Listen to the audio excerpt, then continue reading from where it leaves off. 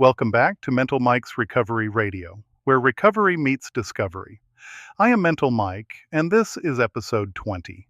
This week, I want to step back from the brain chemistry, from the neuroscience, from the clinical frameworks, and go somewhere deeper. Because in all my years of working alongside people in recovery, one thing has become undeniably clear to me. The roots of addiction almost always reach further down than behavior, further down than habit, further down than brain chemistry. They reach into meaning, into purpose, into the deepest human longing to feel connected to something real. Viktor Frankl, who survived the Nazi concentration camps and built an entire framework for understanding human suffering, concluded that a person can endure almost anything if they have a strong enough why. And when that why goes missing, even in a life that looks comfortable from the outside, an emptiness takes hold. An active, restless, painful emptiness that the system desperately tries to fill. The unified Flux model calls this a spiritual void, and it sees addiction not as the disease itself, but as the symptom, a crude and ultimately cruel attempt to simulate the very thing the soul's actually searching for: connection, flow, unity. This week, we look at how modern life has engineered us out of sync with the natural rhythms we were built for, and how that disconnection fuels the void from the inside. We look at the illusion of separation, the deep cultural conditioning that tells us to be self-sufficient, to keep our walls up, to never need anyone, and how profoundly lonely that leaves us. And we look at the difference between what substances offer, which is a temporary simulation of wholeness, and what genuine recovery builds, which is the real thing, earned through practice, through presence, through the courageous decision to do the inner work. The UFM teaches us that recovery is not just about being sober. It is about reclaiming your why, about moving from energetic rigidity back toward infinite possibility. And today, I want to introduce you to Daniel.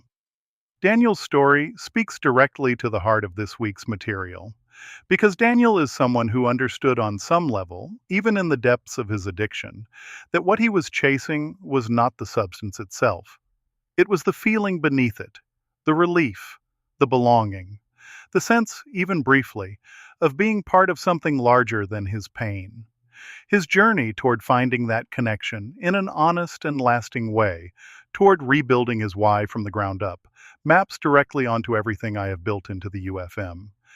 Daniel stopped simulating connection and started building it. And his story just might show you how to do the same. So settle in, bring your whole self today, and let's go deeper together. Welcome, everyone. Today we're getting into a really critical discussion, stepping back maybe a bit from just the brain chemistry to look at something really foundational. Yeah, something deeper. Exactly. We're talking about the crisis of meaning, that sort of spiritual emptiness that, well, so often seems to come before dependency issues take hold. It's a huge piece of the puzzle. And this discussion, it's really for you, the listener, especially if you want to grasp the, let's say, the existential side of things, the energy side too. Right. Beyond just habit or choice. Yeah, understanding that the roots often go much, much deeper. So to frame this, we're drawing heavily on the work of Mental Mike, specifically what we call the unified flux model, the UFM. Okay, the UFM. And the core idea really is that addiction is fundamentally a symptom. A symptom of a spiritual void. It's about losing connection. Connection to meaning, to purpose, and really importantly, to the natural flow of life's energy. Hold on, spiritual void, loss of flow. That sounds both kind of clinical and cosmic. What does that actually feel like? Is it just being sad? Oh, it's much more systemic than just sadness. The UFM sees it as a fundamental disconnection, almost like a physical thing. Okay. When that natural flow gets blocked or stops, the whole system goes into distress. It's that initial disconnection that's the real root cause. And that manifests everywhere, physically, mentally. Exactly. Physical, psychological, spiritual, all at once. If you lose touch with your why, your whole system basically, well, is short circuits. Okay, so let's unpack that, the systemic disconnection. Where do we start? Maybe with Viktor Frankl. Absolutely. Frankl's work is foundational here, the founder of logotherapy. He had that incredibly powerful insight, right, the Frankl principle, Yeah. that our main drive isn't pleasure, but finding purpose, finding that why. It's huge. And think about where it came from. The concentration camps? Yeah. Nazi concentration camps, unimaginable conditions. Hmm. And Frankl noticed something profound. What was that? The people most likely to survive. Yeah. It wasn't always the physically strongest or the youngest. So who was it? It was those who held on to some sense of meaning, a powerful reason to exist. Maybe it was a loved one they hoped to see again, or work they felt they had to finish, some contribution only they could make. Wow. So survival literally hinged on this internal promise, something that went beyond the horror around them. Exactly that. Yeah. Frankl basically concluded, a person can endure almost anything if they have a strong enough why. Okay. But here's the crucial link to the UFM and to modern life. When that meaning is missing, even if your life is comfortable, objectively fine. An emptiness takes hold. Yes, Yeah. an existential emptiness. And Mental Mike, through the UFM, sees this not just as a mood or a thought.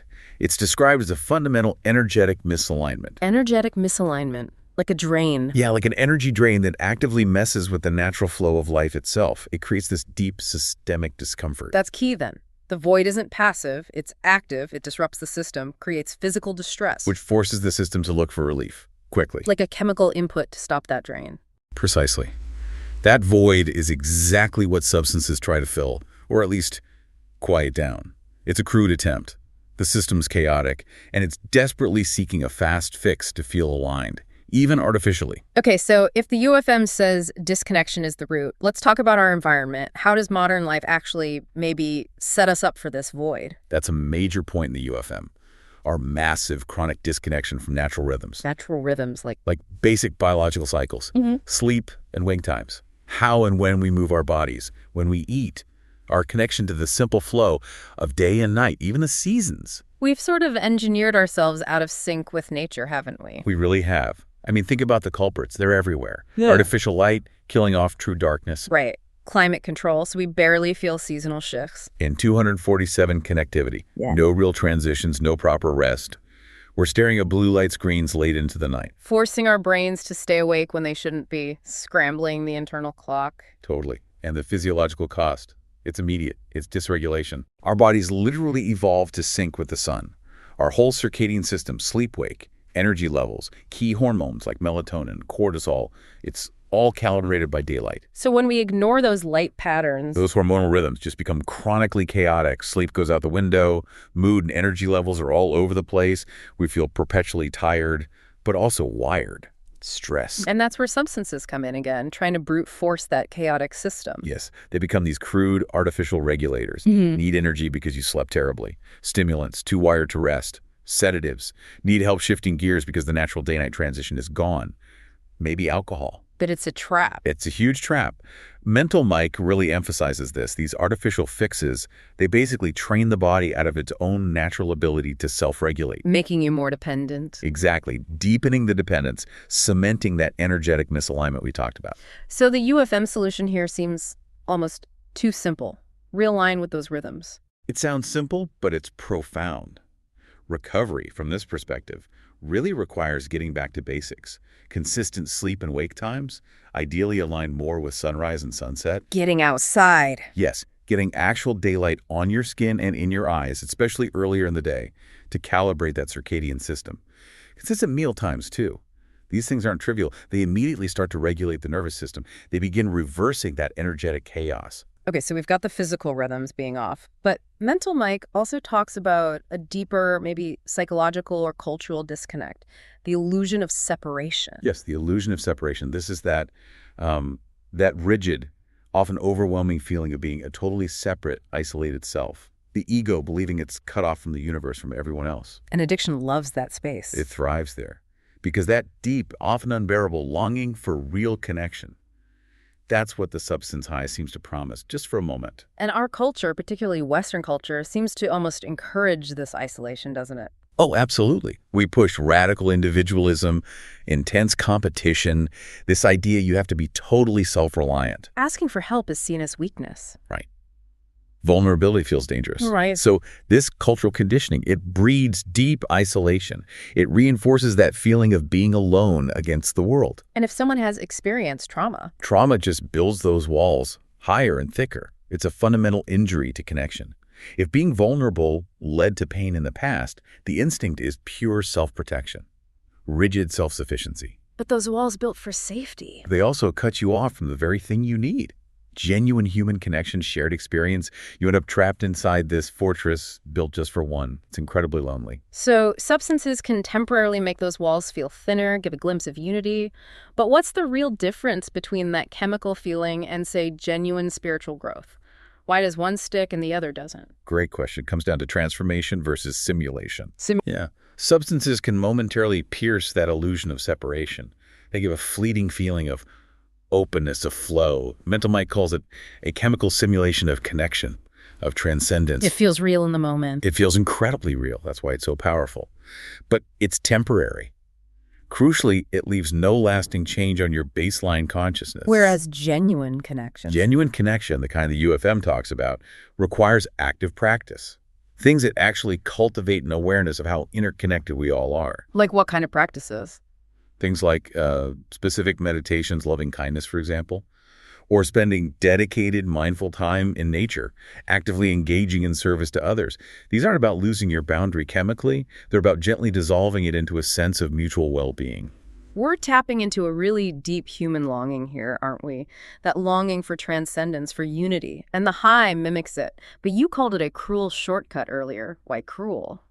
It's cruel because it gives you just enough of what you truly crave, peace, unity, freedom, to hook you, to keep you coming back for more. But never enough for real fulfillment. Never. And here's the critical part. The substance offers that feeling of transcendence without demanding any actual transformation from you. Ah, okay. That's the point that always gets me. Passive experience versus active hard work. Exactly. Substance use is passive. You take the chemical, the brain reacts. Boom. Instant, temporary state change. No effort required, really. Right. Whereas spiritual practices, they demand active engagement, discipline, developing skills like mindfulness, compassion, self-awareness, skills that help you in every part of your life. And the substance high just evaporates. It crashes. It drops you right back down to your baseline emotional state, often making the original pain feel even worse by contrast, which just fuels the next cycle. And real spiritual growth, it demands you actually look at yourself. It absolutely does. It requires self-examination, facing your flaws, working through your past, maybe dealing with trauma. The transcendence that comes through discipline, it actually emerges from that hard work. It supports continuing the work. While the substance just bypasses all of that. Completely bypasses it. Yeah. Gives you the feeling of unity without you having to do any of the inner work needed to actually be more integrated, more whole. When addiction grabs hold of this deep spiritual longing, the suffering just gets amplified because of that stark contrast between the peak and the inevitable crash. Okay, let's bring in the final layer from the UFM. This requires a bit of a shift in thinking, right? Towards energy fields, potential, the quantum view. Yeah, it's a different lens. The UFM looks at consciousness not as this fixed, solid thing, but more like a fluid waveform, a field of possibilities. A waveform. Seeing in any given moment, we're dynamic systems. We have this immense potential for change, for adaptation, for choice. Healthy functioning is marked by that flexibility, our ability to respond creatively to new situations. And addiction, what does it do to that flexibility, to that quantum potential? It collapses it. Collapses it. Yeah. Instead of that wide open waveform of possibilities, the person gets trapped, stuck in a rigid, repetitive cycle, forced into these predictable, often lower energy states or patterns. So you lose the ability to choose freely. You lose flexibility. The ability to respond appropriately to this moment gets overridden by mechanical, habitual patterns. The same reactions, the same choices play out over and over, regardless of the actual circumstances. The whole energy field becomes kind of chaotic and constrained, preventing real growth. So recovery, then, isn't just about stopping the substance. No, it's much bigger than that. It's about reclaiming that flexibility, reopening that potential. That's the core of it in the UFM view. Recovery is fundamentally about creating new pathways in the brain, yes, but it's also about breaking free from that rigidity, replacing those deeply worn, compulsive grooves. Expanding your range of choices again. Exactly. Reconnecting with that creative, adaptive potential that's really our birthright as conscious beings. Moving from just reacting mechanically back towards intentional participation in life. This has been, wow, incredibly insightful. We've covered so much. Frankl's crisis of meaning. The need for rhythmic realignment with nature. And that crucial difference between just simulating connection with substances versus building genuine connection through practice and inner work. So what does this all mean for you listening right now? I think the core message from Mental Mike, from the UFM, is that recovery isn't just about being sober.